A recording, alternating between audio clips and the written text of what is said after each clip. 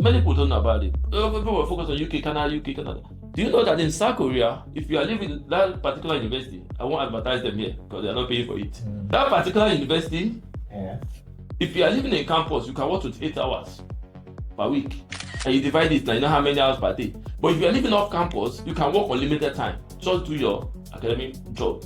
You can work on limited hours. But I got the information from authority there, a professor there of international. You can work on limited hours. So when you work on limited, you make more money. You understand? Yeah. While some other countries, they will tell you, no, you can't work. So long as you're coming to school, you go school. You focus on your school. China will not allow you to work. But where is the work? So you have to consider the labor law. UK, you know that you work 20 hours. You Canada, you know you work in 20 hours. But some other people will not even allow you to work. Hello everyone and welcome to the Relocation Room, where we discuss everything that has to do with studying abroad. And then we have a special guest with us on the show. And just like we said, all of our guests are experienced, well certified, and also in the business.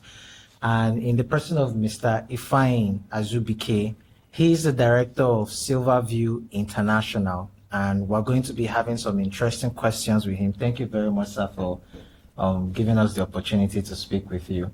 Thank you. Thank you very much, Mr. Dennis. Nice meeting you once more. Yes, sir. So before we go into the conversation of the day, we'd like to know a bit about your history and background in the study abroad industry space, how you came about your company, Silverview International.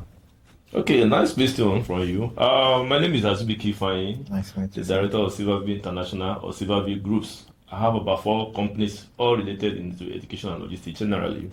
2 in Nigeria, 2 in the other different countries. Based on the question you asked, I'm from Imo State, Nigeria.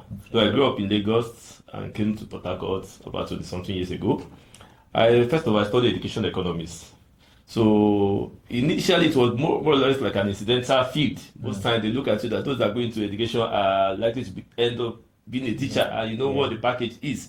So most times the inferiority complex will always be there. But I found myself there. So I have to have something from there. So I studied education economics from University of Port Harcourt. I finished about 25 years ago.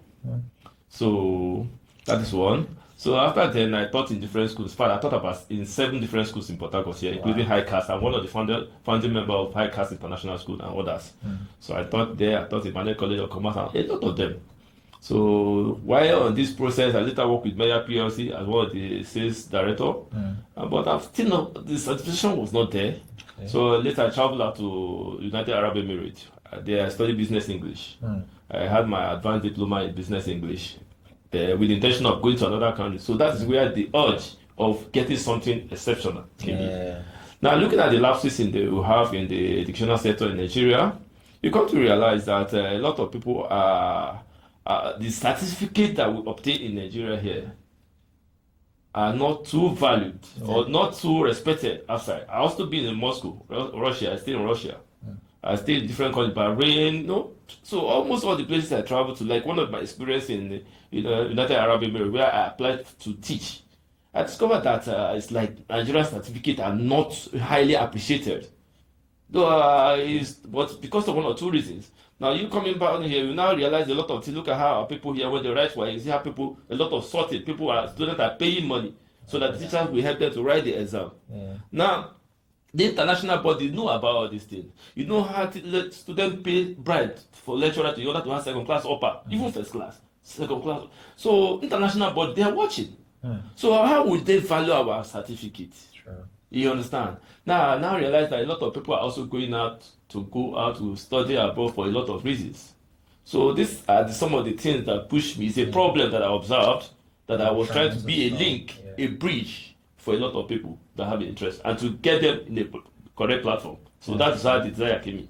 Thank you very much for that, sir. And that's a very good answer, because that leads into our first question, which is studying abroad becoming an emotional decision rather than a strategic investment, right? Because many people are applying to study abroad, the Japa dream. And so is that what is becoming now, right? More of an emotional decision rather than a strategic investment? Of course. Studying abroad is more like an emotional issue now. Now, before I proceed, I'll give an instance. If you, Mr. Peter and Paul, they are working the UBA or one of the banks, earning maybe 200,000 or 150,000, using this as a case study. Now, if Mr. Peter process or whatever and travel to UK or US or Canada, and while communicating his colleague that they are earning 200,000 together, and he say, "Oh, guy, I'm earning 3 million if you convert it to Nigerian money. I'm earning 3 million now while studying and working." You understand? Yeah. While his colleague is still earning 200,000, considering the insecurity level in Nigeria, considering that Nigeria, there is a lot of lapses, a lot of things happening, high cost of living, instantly, the emotion, the feeling to Jackpot will be in him. So it's more like emotional case now, not like a strategic investment. Right. Because most people don't consider the other things, that you don't know the background of Mr. Peter that traveled. You don't know his level of preparation and other things. You don't even know whether he sold his properties. You don't know how long he has been saving. You don't know his desire. You don't know his target.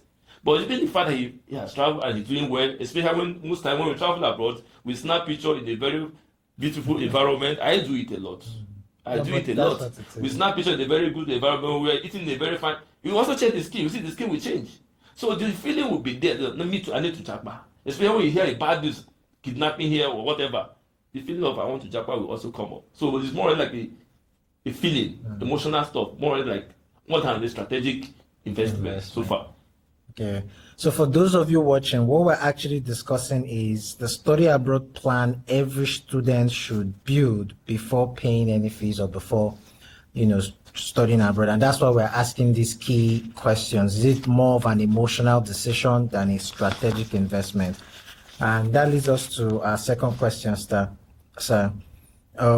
So before students begin to pay, should they start to already have in mind where they are going to get the remaining money from? Because now, from the emotional decision to going there rather than the strategic investment, what then happens is, because it's emotional, they are not well planned, and then when they get there, they have so many bills to pay, there is no backup plan. So what's your opinion, and how do we address those type of situations? Okay, I think it's a very beautiful question you asked, Yes. and it will help a lot of millions of Nigerians and Africans generally, so that it will help them to prepare. First of all, traveling abroad, there are a lot of factors that one need to put into consideration. It should be a strategic investment rather than emotional investment. But majority of people take it as an emotional investment rather than strategic investment. Why do I say so? There are a lot of factors they need to put into consideration. I will quickly run it within 1-2 minutes. I will just make it brief. Okay. First of all, when you want to make a travel, you have to do a research.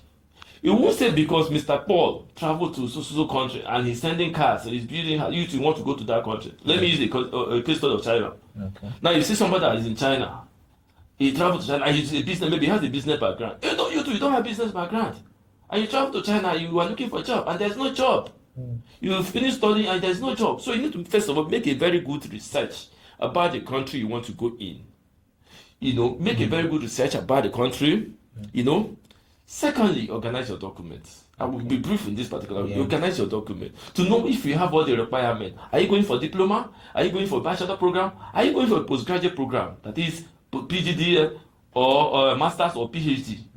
Do you have all the requirements? You understand? So you have to consider those things very, very well. Thirdly, you consider the financial aspect of it, the budgeting. This is a capital investment. It's a capital intensive investment. It's not something, unless you get it at platter or go maybe 100% scholarship or 90% scholarship. But 95% or 98% other people always pay for this. Also, these schools are also looking at you. They are also trying to make money from you. So it's not a charity home. You understand? So you have to make a very sound financial plan on that. You consider the application fee, you have to pay. Average application fee in Canada is about $100 Canadian, which is about 100,000. You consider the tuition deposit you have to pay. Most times $2,000 Canadian, $3,000 Canadian, or if in US 2,000 or more, or UK. UK is about 4,000 right now, which is about 8 million naira. Do you have that's the tuition deposit alone? So you consider that. In fact, I have somebody called me from UK 3 days ago. One of my partner called me from UK. Sorry for the building. Called me from UK. That somebody want to chat me. I said, okay, let him come. We talk. What is the problem? The person, I won't mention it, but the person, if the person watched it, he will know. He has already paid tuition deposit. Now the school gave him an ultimatum that within 3 months he needs to pay the balance of about £4,000. Now, how can he work within 3 months and make £4,000, which is about 8 million? Where will he get the money? So the guy is stranded. You understand? Because of poor planning, poor researching. You understand? So you have to consider the accommodation. You understand? You consider the flight. You consider the living expenses you are going to make. So this thing is not a bread and butter project. It's a capital intensive project. Because A did it successfully does not make you think that you can do it successfully because you don't know the background, you don't know the preparation.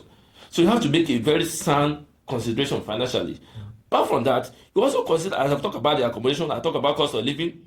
Now you also consider the country, the visa viability level of that country. Okay. Currently, Canada rate of refusal is very high. Currently, even UK, they are refusing. Canada rate of refusal is about 50 to 60%. Maybe not why. A lot of factors. If you ask me that, I will tell you 1 or 2 reasons. One, like in Ontario now, the accommodation, they are having a scarcity of accommodation in Ontario. You understand? Now, apart from that, most times, students, this country, regions, it's regional stuff. The regions also plan, okay, we need more carpenters, we need more construction workers. We don't need business developers, we need more construction workers. We need more health workers. Now, that is some of the things that some students, some consultants will not tell you. Now, if a region say, embassy, we need more construction workers. Now, if more business people, business developer, accountants, I'm an accountant, you applied, chances that they will not give you visa is very high. These are things sometimes when you say pay for consultation. So say, why would I pay 20,000 for consultation? But this 20,000 will save you millions of naira.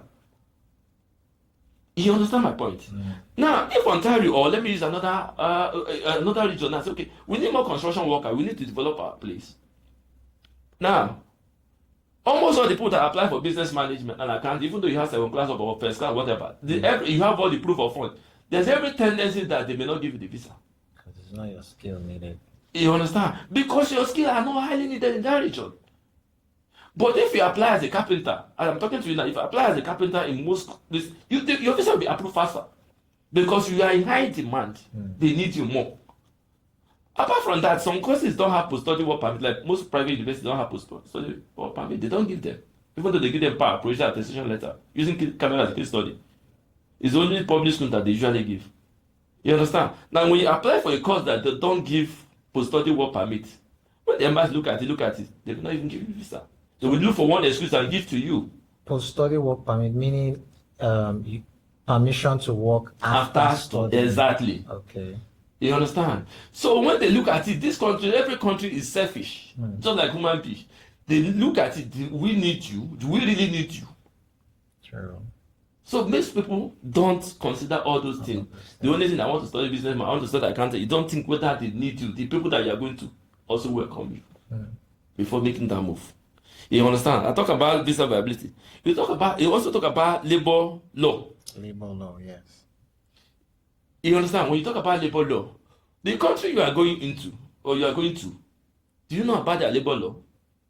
Now, I was just chatting somebody in India about it, or some of my students in South Korea. Now, many people don't know about it. People were focused on UK, Canada. Do you know that in South Korea, if you are living in that particular university, I won't advertise them here because they are not paying for it. That particular university, now, if you are living in campus, you can work 28 hours per week. And you divide it, now you know how many hours per day. But if you are living off campus, you can work on limited time. Just do your academic job. You can work on limited hours. But I got the information from authority there, a professor there of international. You can work on limited hours. So when you work on limited, you make more money. You understand? Yeah. While some other country, they will tell you, no, you can't work. So long as you are coming to school, you will school. You focus on your school. China will not allow you to work. In fact, where is the work? So you have to consider the labor law. As well. In UK, you know that you work 20 hours. You Canada, you know you work in 20 hours. But some other people will not even allow you to work. Wow. You understand? Yeah. Then you talk about the academic and career pathway. You understand? Yes. the course you are going to, is it accredited? Is it a high demand course or not? You understand? So all these things are few things you need to put into consideration. They also talk about availability of scholarship and others. So lastly, you talk about the to me, I call it employment viability. To me, that's my own definition of it. Country you school or study, when you finish, so you could even to secure a job would be a problem. You are expected to go back to your country. So does it worth it? Yeah, that's even leading to our next question. I'm available. Yeah. Having said all of this now, knowing this, would you still say studying abroad is worth it at the moment, right now? Yes, it's worth it if you are capable. If without a clause of condition, if you are capable. If you are not capable and you want to put your head, it may not be too easy. Yeah. Somebody riding a Mercedes Benz. I have a reason why he's riding and he's capable to take care of Mercedes Benz. Now me, I'm reading Toyota Corolla, 1996 model. Knowing how much it cost me, maybe in a month I spend 100,000 or 200,000 on this. When Benz person can spend more than 2 million to maintain it every month, we are not the same. So if you are capable, it's worth the investment. And if you ask me reason, I will tell you that one, certificate, but the level of appreciation of the certificate you get in international studying abroad, you can't get it there. Sure. Now let me shock you. Do you know that most people at the age of 19 years, 20 years, some of them have already graduated? I secured admission in Uniport, University of Port. I think I was 22 years then, or 23 Well, at 23 years, I'm already doing their PhD. That is why when you come even here, you as a person, let me ask you this question. You as a person, if you are an employer, you want to employ people. This person has second class, upper, Uniport. The other person has second class, upper, Oxford. This one is 80. This one is 35 years. You know Nigerian factor. This one is 35 years. This one is just 21 years. This one, the 21 years I studied abroad, where he did his IT, he did it in maybe one of the best countries in the or companies in the world. He has a global knowledge. In terms of moral, you believe you have some morality, more unlike the other person. But you believe whatever the person that studied abroad is telling you will be sincere, the unlike the other one that studied in Nigeria. You are even doubting that this man sorted you lecturer before he graduated. So who will you employ? The one with the foreign degree, honestly. Foreign degree and global skills. So it's worth it if you have the money. I see. That's that's a very good way to end it. So that also leads us to the next question. There is a lot of hype on social media regarding studying abroad. So for you now, to people interested in studying abroad, like, should they be going off the information they see online, or how would you advise? What should they do based on all of this thing? Because that's why this podcast is here. There are a lot of influencers, but like you now, you've been running this business for years, right? So how do we tackle that? Before I go there, I told you earlier, I'm a teacher, so the teaching spirit will always be in me. 2 years ago, one of the content creators, he has about 60,000 followers now in UK. He's my very close friend. He advertised or he made the content on Luxembourg. And he placed my phone number there, my WhatsApp number and my phone number, without consulting me or without getting fat from me. When he did that, he built his content, his platform fast. Within 2 or 3 days, he made more than 20,000 followers joined him, which is a good thing. But the trouble was in me. In a day, I received more than 50 calls. People that want to go to Luxembourg. Now, and that's the reason why some people get into scammers hand easily. Now, if you tell me, in fact, almost everybody that call, I didn't push them. I will have to start explaining to them that, look, can you meet up the criteria for Luxembourg? Yes, a content creator may push his own in order to market his own platform. But we are the one in the field. We are the one that will tell you, especially those of us that are not, we are not black agents. We're not ready because we want to make money from you or whatever. We'll tell you the bitter truth. Black agent? There are some people who call black agents. 80% of us doing the job are black agents. And that's why, I'm sorry to say, they are black agents. We call them black agents to appreciate. The black agent is this. They will tell you what you want to hear. Oh. In order to get your pocket is your target. Your account balance is their target. They'll tell you what you want to hear. You understand? In order to make you to feel at peace and happy. But later you will cry. Yeah. Not like when you hear somebody tell you, don't worry, I'll give you work permit in Luxembourg. I have work permit. Whereas he is still in Nigeria. His family are there in village suffering. He can't give his younger brother work permit in Luxembourg. Luxembourg, that the population is 680 something thousand people, a whole country. They don't give. Now somebody will tell you, I will give you make work permit for you, they will pay you 7 million. Ask him what he's doing here. Sure. You ask him what he's doing here. He thought I want to make you a billionaire, but he's living in a mud house. He doesn't like millions.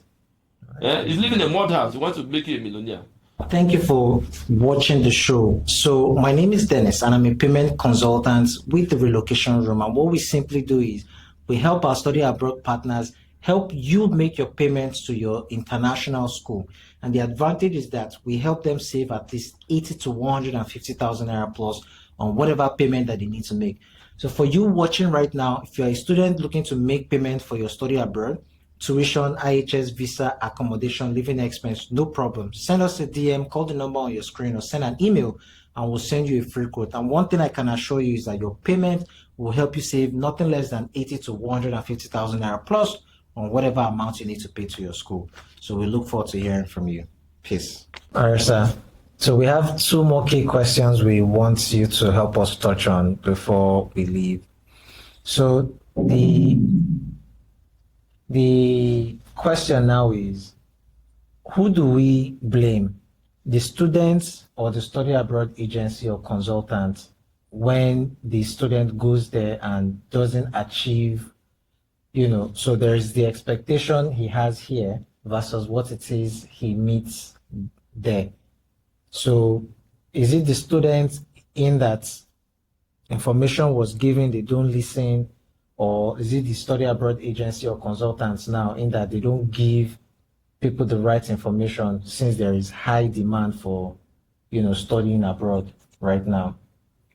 Okay. To me, both parties. Okay. First of all, I'll blame the study abroad consultant. When somebody runs to you for a solution to his problem, he can run to you because he believes you know better. He'll run to you because he believes you have better experience. Especially, he also run to you because he have confidence in you. Now, most study abroad consultants are not really consultants. They just enter just because of the money. Because as a counselor in this field, you are expected to give the person the real truth, balanced information. Now, something happened yesterday around 12 a.m. I was still battling with some work. There's the information I gave a student about a particular course because it's very cheap. But when I realized that there's no post-study work permit for that course in that, I have to notify the student. Two students, I have to notify them again. But this morning, one supposed to I said, no, this is the latest information I got. Now, I've given a rightful information. So when you give, there's nobody who will tell that place, there is fire there. Don't put your hand. And if the student insists and put his hand there, the fire will burn him. So first of all, the information most of the so-called consultants, because why I call them, most of them are not satisfied. Most of them are not. I have about 4 different certificates in this field, apart from my background. So they just go in there because of the money with poor, have big information. Now, and apart from that, most times they just want to, they are always in a hurry to dash information and get money from you or get the benefit from either commission or whatever. So I blame most of them because if you give a student adequate information and options, the student, and also help the student to plan better. You understand? Because there's no way you tell the student that, look, this school fees 8,000 pounds. This is what you are going to pay. You give the person all the information, both the one here and the one that is going to face, because he believes you know better. Now, you also help him to take a decision. So I first of all blame the study abroad consultant. Then partially I will blame the students. Most of them are also always desperate because they don't want, when you tell them the truth, bitter truth is always bitter. Most times they don't like to swallow it. They prefer those. In fact, I know some people that have given information just because the information I give today is not what they want to hear. They ran away and went to somebody else. And later, when everything happened, they will come back to me. Then I will not charge them. You understand? I will not charge them because what they want to hear is that everything is rice and stew. Everything is rice and stew and chicken. That's what they want to hear. But when you tell them that, look, it's not as easy as that, look at it, most times they will not be happy. But tell them the truth and have your peace of mind. Yeah. So which brings us to our final question, sir.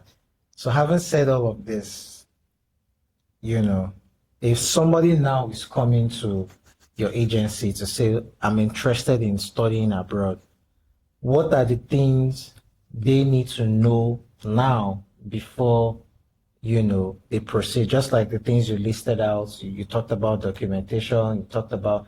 So I'm coming to you now to say, okay, sir, I'm interested in studying abroad.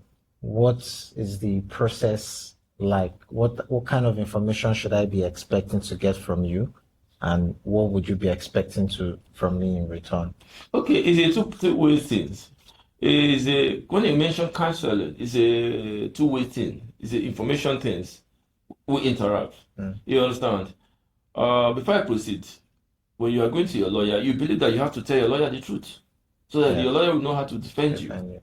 You understand? You go to your doctor, you believe you have to tell your doctor the truth. If you're having headache and tell your doctor that is paining you, the doctor will focus on tummy. So first of all, you have to be two-way things. You build the trust in your client, and you let your client also build the trust in you. Okay. You understand? Now, as I said earlier, it's the two-way things. You ask your clients some questions such as, what is your target? Okay. What is your intention? Where do you want? It's okay, my intention is just to chakpa. That's what you hear. Do you want to school or you want to chakpa? It's okay. We have these options. Diploma is there, bachelor programs are there, master's programs are there. What do you have? What is your qualification? Okay. It depends. Okay, I have so qualification, I have SSC or whatever. It's okay. I can recommend this program for you. Do you have science background? Do you have business background? Where do you want to go? Canada, UK, Australia, South Korea, whatever. Sometimes you also ask about age.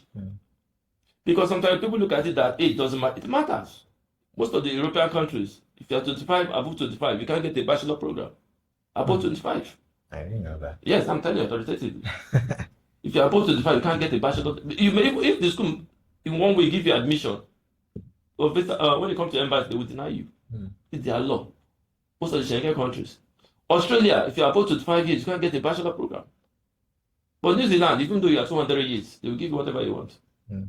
You understand? So you ask question, what do you want to go? What is your budget? How do you want to look at the average rate? Who will finance you? So when you make it, let the student confide in you, or the client confide in you. You understand? The client will tell you more. I have one client once that opened up to me that, look, I'm looking for a country that will do this and do that. I said, my brother, it will indict you. He said, no, I know, but I want to go and take the risk. You understand? So you have to let it be interactive so that when the student confide in you or the client confide in you, you can now advise the client to the best of your knowledge. Whether he patronizes you, he didn't patronize you, but his conscience will only judge you that, look, this man tell me the truth. So you have to interact to know his target, know his budget, know his desire, as I said earlier, know who is to sponsor him, especially budgeting. Mostly budgeting, because where you are going is money. And the exchange rates have bastardized the money. So you have to know his pocket, whether he has the money, so that you don't waste your time and waste his time. Thank you very much, sir. And we've come to the end of the show. So for those of you who really enjoyed listening to Mr. Ifeanyi, we're going to leave his email address in the description below so that you can go ahead and send an email to book a consultation session with him, so that you get all the information you need to know about your study abroad dreams, your study abroad intention, and I can guarantee you that you are in the right and safe hands. Thank you once again, sir, for sharing your wealth of knowledge, and we look forward to having you again on subsequent episodes. It's our company. Yes, sir. So till then, bye-bye. Thank you.